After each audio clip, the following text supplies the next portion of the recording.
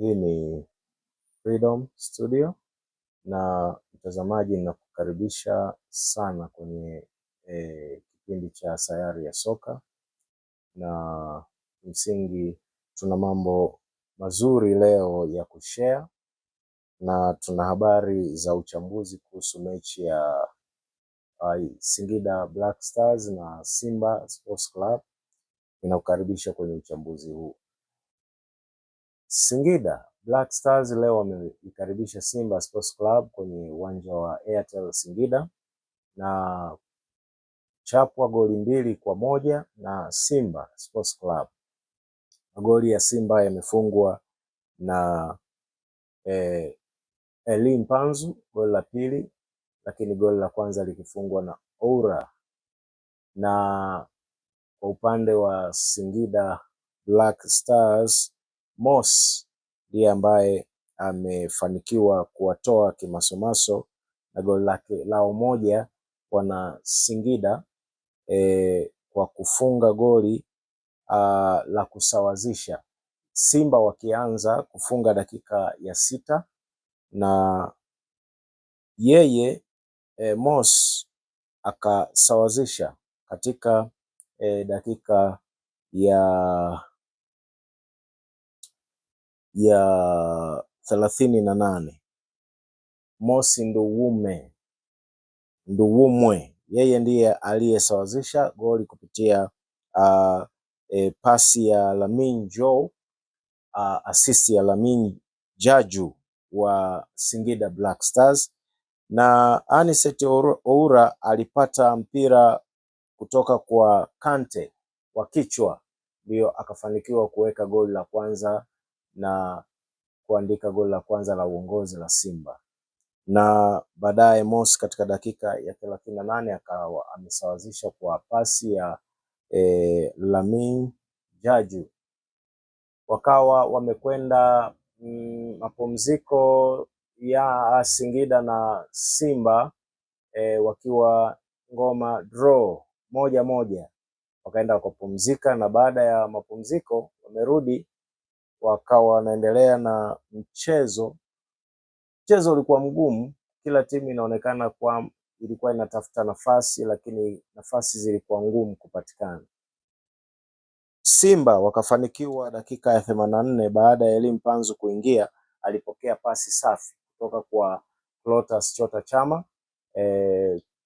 Akiwa amepokea mpira nje ya box, Chama alitulia na akachukua nafasi yake kwa baada ya kupiga kama hatua 2 hivi, alafu akapenyezea pasi nzuri sana Elie Mpanzu, na Elie Mpanzu bila ajiz aliweka mpira kambani akapasia nyavu.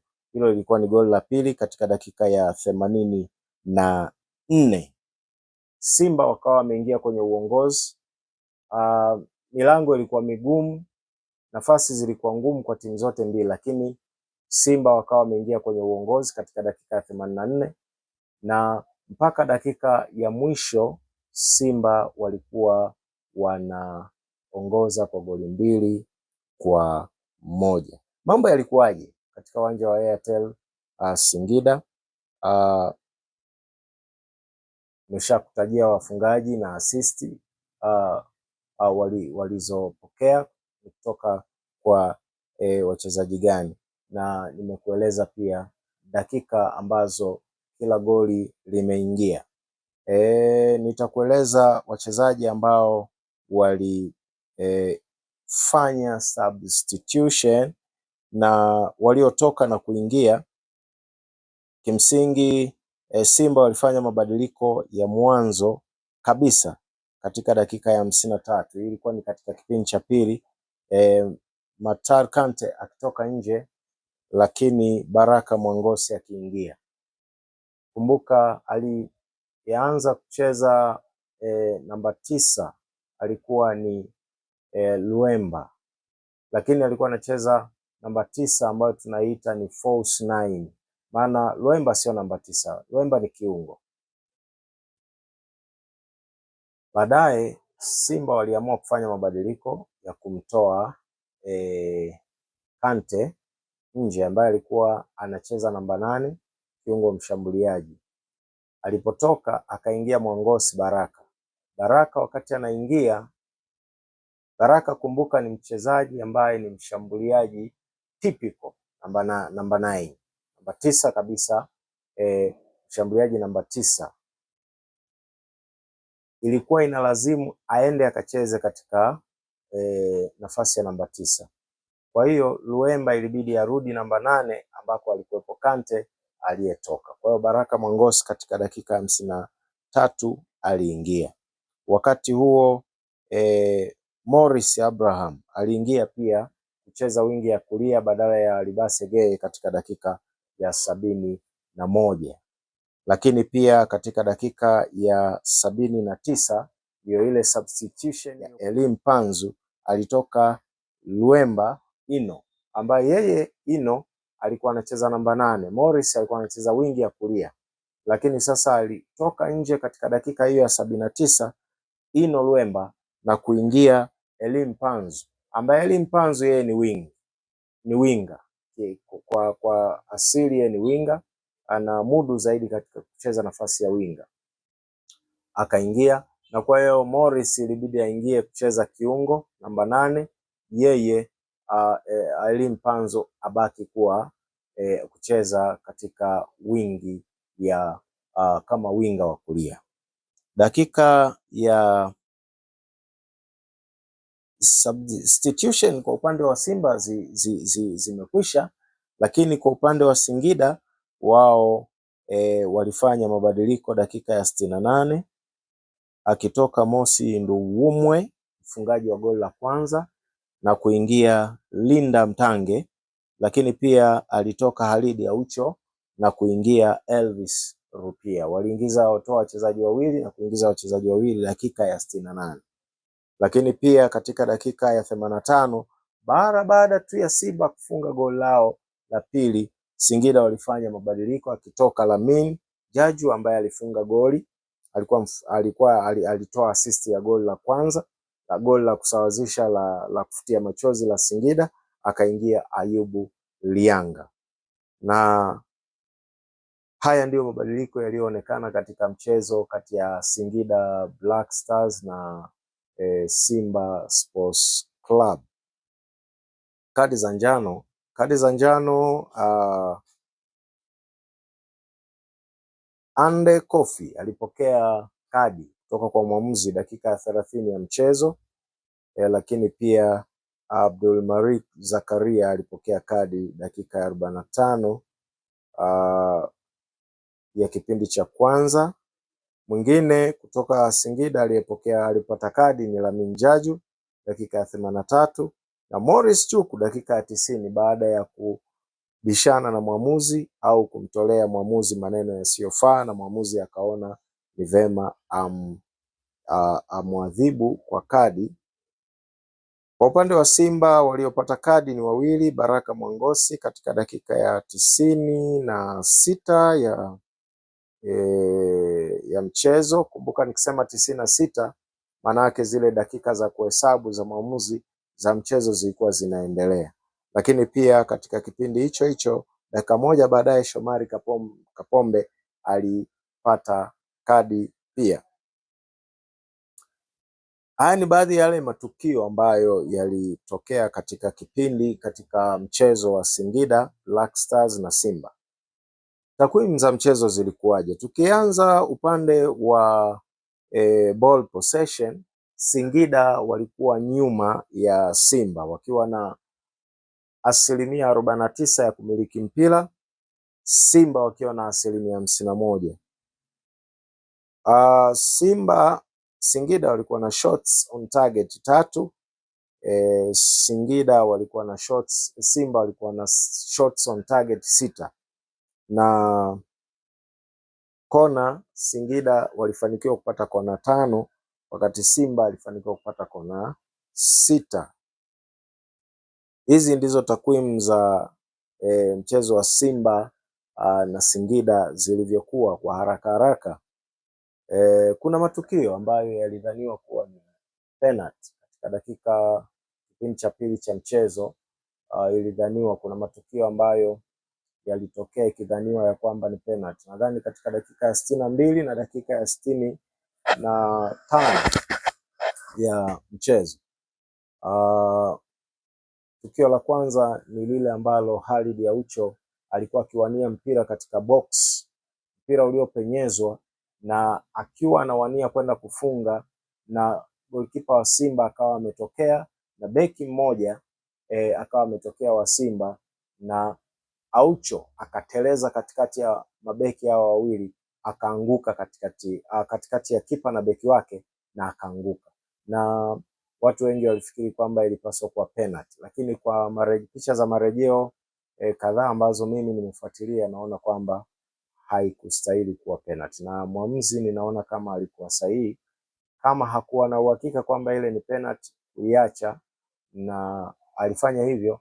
Kwa hiyo mwamuzi alichukulia kama ilikuwa ni fair challenge, hakutoa penalty. Dakika 65 vivyo, Gede nadhani kama sikosei, aliruka, alikuwa akiwania mpira ili aweze kufunga akiwa golini mwa Singida ndani ya penalty box. Kipa akawa ametokea wa Simba na akamchallenge, akaruka juu Gede, akaanguka. Wakati anatua, alitua huku akiwa anaanguka pia. Watu wengi walidhani ya kwamba ilistahili kuwa penalty, lakini kwa picha za marejeo, kwa kadri jinsi ambavyo niliangalia, inaonyesha kabisa kwamba it was a very fair challenge ambao goalkeeper alitoa, na yeye Gede aliruka mwenyewe na alianguka mwenyewe bila kufanyiwa faulo yoyote. Kwa hiyo refari pia kutoa faulo yoyote, na kwa maoni yangu refari alikuwa sahihi kabisa. Baadhi washabiki wa soka wanasema Singida wameonewa, lakini kwa mtazamo wangu naona kwamba Singida hakuonewa katika hayo matukio mawili.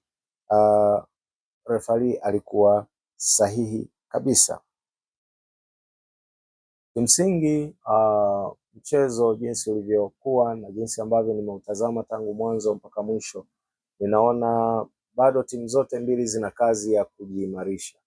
Singida walifika mara chache golini mwa Simba, hasa katika kipindi cha kwanza, ukilinganisha na kipindi cha pili ambacho walijitahidi kidogo kujaribu kufika mara nyingi zaidi golini mwa Simba, lakini wanafanya build up yao ya mashambulizi vizuri, kuanzia golini hapo kwa mabeki wao na upande wa viungo wanacheza vizuri kabisa.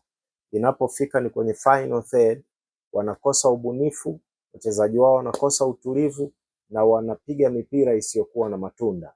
Kwa hiyo wana kazi ya kuhakikisha wanafanyia kazi makali yao ili kuweza kurejesha makali yao na kuweza kujihakikishia kufanya vizuri katika ligi kuu. Singida, kumbuka, ni moja kati ya timu ambazo zilishiriki michuano ya kimataifa, ziliwakilisha nchi katika michuano ya kimataifa katika michuano ya kombe la shirikisho la CAF barani Afrika, na waliingia mpaka hatua ya makundi, ikiwa ni mara ya kwanza kwao kufanya hivyo wakiwa na kocha wao Gamondi.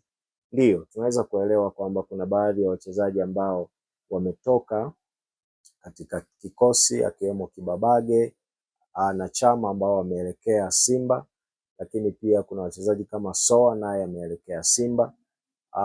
Kibabage na Chama wameingia katika dirisha dogo, Soa aliingia katika dirisha kubwa, na hao ni wachezaji ambao wao kwa upande wao walikuwa ni wachezaji muhimu waliokuwa wanawasaidia sana kuipa nguvu timu, lakini sasa hawapo, wametoka. Kwa hiyo unaweza ukaelewa kabisa kwamba wana maeneo ambayo walipata athari katika dirisha kubwa na katika dirisha dogo la usajili, na kwa hiyo inawezekana hii ikawa sehemu, ni jambo ambalo linawafanya wao waweze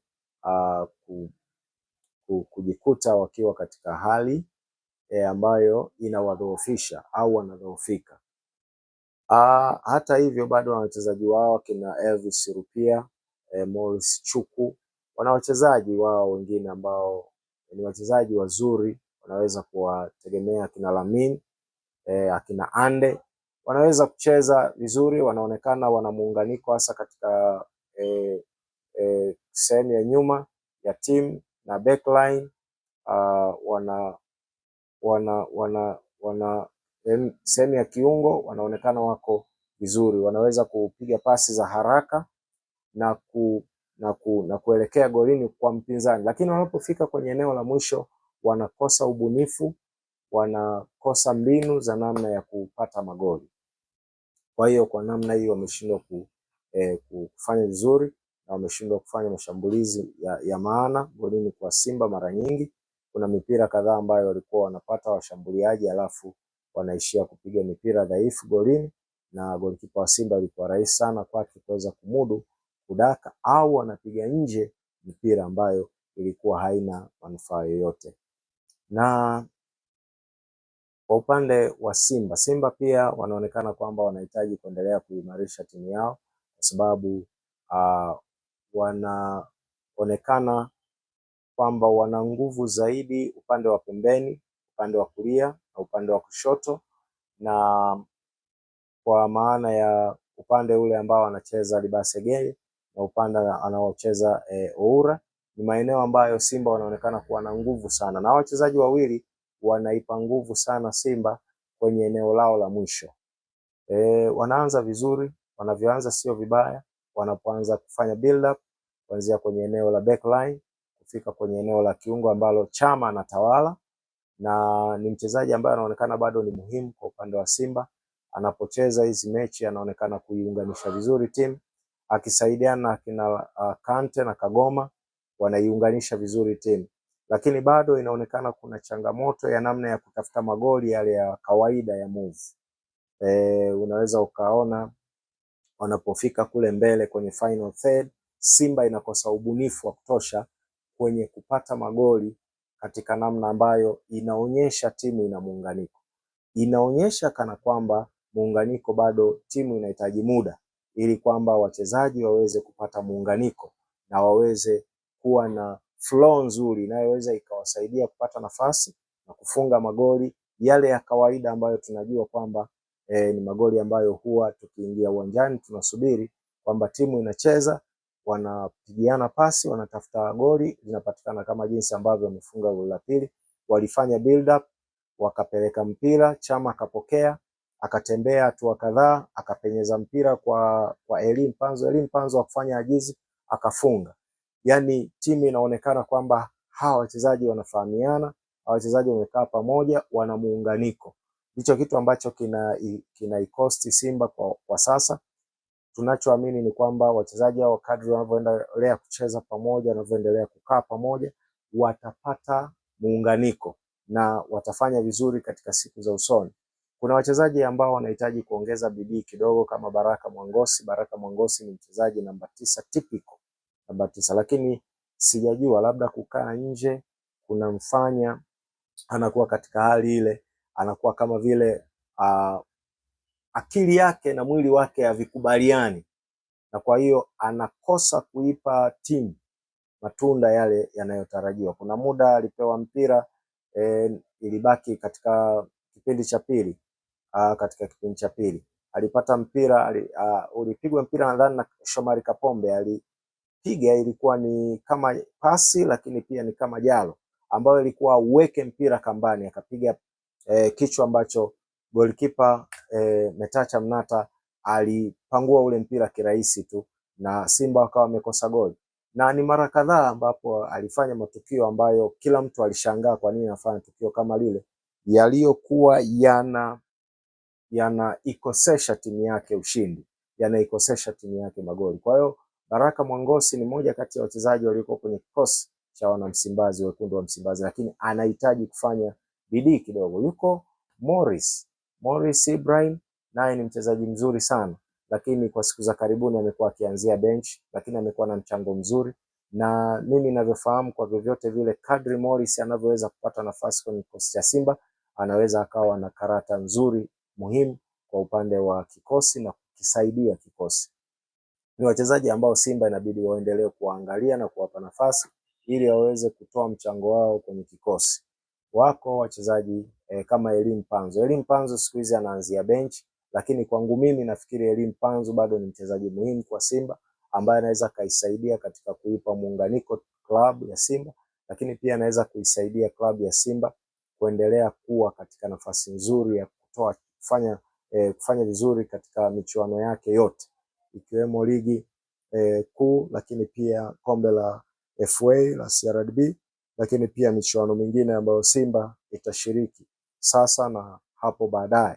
Kwa hiyo Elie Mpanzu anabaki kuwa mchezaji muhimu, na kwa leo kwa goli alilofunga anatuma tu message, ujumbe kwamba mimi bado ni mchezaji muhimu kwenye klabu ya Simba. Na kwangu binafsi naona kwamba Elie Mpanzu bado ni mchezaji muhimu sana katika kikosi cha wana Msimbazi. Backline kama kawaida, ninajua upande wa Shomari Kapombe kuna madhaifu. Leo amecheza vizuri sana, amekuwa mchezaji ambaye amejitahidi kufanya vizuri kwa maana ya kuzuia, kwa maana ya kushambulia. Amecheza vizuri leo Shomari Kapombe, lakini mara kadhaa Shomari Kapombe nadhani pia kwa sababu ya umri anakuwa mzuri zaidi akiwa na mpira, lakini wakati akiwa hana mpira Simba imekuwa ikipata madhara makubwa. Mchezaji kama Kibabage bado anaonyesha kuwa anatoa mchango wake mzuri kwa klabu ya Simba, anajitahidi kupambana na amekuwa anajitahidi tangu ameingia kwenye kikosi cha Simba. Ni kinyume kabisa na matarajio yangu, kwa sababu ninajua kabisa kwamba Simba ungeniuliza mimi ningekwambia wasingetakiwa kumsajili mchezaji huyu ili kwamba waweze kuleta mchezaji mwingine kwenye kiwango ambaye ana kiwango kizuri cha kucheza beki tatu kwa upande wa Wanamsimbazi kama klabu kubwa na kama klabu ambayo ina malengo makubwa. Lakini tangu ameingia naona ana mchango wake na amechukua namba, ameingia kwenye kikosi cha kwanza moja kwa moja, anafanya vizuri Kibabage. Sambamba na Kagoma leo amecheza vizuri, hakuwa na makosa mengi kama kawaida yale ya kufanya fouls nyingi. Leo amecheza vizuri sana kama kiungo. Kwa hiyo nafikiri kadri Simba inavyopata nafasi ya kuendelea, wachezaji wake kuendelea kukaa pamoja, wanaweza wakaisaidia timu kupata muunganiko. Kwa sasa Simba wamekuwa wakitegemea zaidi juhudi binafsi za wachezaji. Kwa mfano Libase Geye na Oura wamekuwa wachezaji ambao wana ubunifu, wachezaji ambao wanajitahidi, wachezaji ambao wanaweza wakakaa na mpira wakafanya mbinu, wakapiga chenga, wakapunguza wachezaji wawili watatu, halafu ikatokea wakatoa pasi au wakapiga mipira ambayo kipa akipangua, kama kuna mtu anaweza kumalizia anamalizia, ndipo magoli yanapatikana. Kwa hiyo ubunifu na juhudi za wachezaji binafsi ndizo ambazo zimekuwa zikiokoa Simba kwa siku za karibuni, lakini tunahitaji kuiona Simba sasa inapata muunganiko na inaweza ikapata ushindi bila shida, na kwa kuwatumia wachezaji wote bila kuwategemea wachezaji wawili tu, Libase Geye na Oura. Lakini nadhani kwa kadri timu inavyokwenda, kocha anawafahamu wachezaji wake, wachezaji wanazidi kukaa pamoja, wanafahamiana nani anachezaje. Hii inaweza ikaisaidia zaidi klabu ya Simba kuwa katika nafasi nzuri zaidi. Msimu uliopita walitegemea magoli mengi sana ya mipira iliyokufa, lakini tunatarajia this time around wachezaji wakiendelea, hata hao walioingia katika dirisha dogo wakiendelea kuzoeana na wenzao, watatengeneza magoli mengi sana ya move. Na hii ndio observation ya kwangu katika mchezo wa Singida Black Stars na timu ya Simba. Sasa kwa haraka naweza kukujuza msimamo ulivyokaa kwa timu hizi za Yanga, Simba na Singida. Kumbuka Simba pia alikuwa mwakilishi wa Tanzania katika michuano ya kimataifa, akiwakilisha Tanzania katika kombe la michuano ya kombe la klabu bingwa Champions League la CAF, na Singida alikuwa kombe la shirikisho. Azam alikuwa kombe la shirikisho na Yanga alikuwa kombe la klabu bingwa. Msimamo umekaaje? Yanga Africans anaongoza akiwa amecheza michezo 12, ameshinda michezo 10 na ana pointi 32. Simba Sports Club, Yanga hajapoteza mchezo wote. Simba amecheza michezo 13, ameshinda michezo 8, ana draw michezo 4, ana draw ya michezo 4, amepoteza mchezo mmoja. Goal difference ya kwake ni 20-5. na pointi zake 28 na pia JKT Tanzania na michezo 17, ameshinda michezo 7, ametoa sare michezo 7, lakini pia amepoteza michezo 3. Goal difference ya kwake ni magoli 18 kwa 15, lakini pia ana points zake 28. Azam ana michezo 12, ameshinda michezo 6, ametoa sare 6, hajafungwa mchezo wowote. Ana goal difference ya 18 kwa 4, lakini pia ana pointi zake 24 na ameshika nafasi ya 4. Nafasi ya 5 ambayo nitaishia hapo na kuruka kwenda kwa Singida Black Stars inashikwa na wana TP Lindanda, Tukwisa Lindanda, wana Kawekamo Pamba Sports Club ya Mwanza ambao wamecheza michezo 15, wameshinda 6 na wamedraw michezo 6, lakini pia wamefungwa michezo 3. Wana goal difference ya 19 kwa 14, kwa maana ya magoli ya kufunga 19, ya kufungwa 14, na wana pointi 24 vivyo hivyo kama ambavyo Azam wako. Na sasa nakwenda kwa Singida. Singida anashika nafasi ya 10 na amecheza michezo 13, ameshinda 5, amedraw michezo 4 na amefungwa michezo 4. Ana goal difference, ameshinda ana magoli 12 na ya kufungwa magoli 13, na ana pointi zake 19. Anayevuta mkia au anayeburuza ni KMC ambaye yeye yuko nafasi ya 16 akicheza michezo 16, ana mechi 2 alizoshinda, amedraw mechi 2, amefungwa mechi 12, ana goal difference ya 5 kwa 25, maana magoli ya kufunga ni 5, ya kufungwa ni magoli 25, na ana pointi zake 8. Huu ndio msimamo, na kesho Yanga watakuwa wanaingia dimbani katika uwanja wa Jamhuri jijini Dodoma wakicheza na Prisons. Tusubiri tuone Yanga na Prisons matokeo yatakuwaje. Na kushukuru, usisahau share, like, subscribe kwenye channel yako hii pendwa ya Freedom Studio. Karibu tena wakati mwingine kwenye habari moto moto za michezo katika kipindi cha Sayari ya Michezo. Mimi ni Samuel Kakila, karibu sana.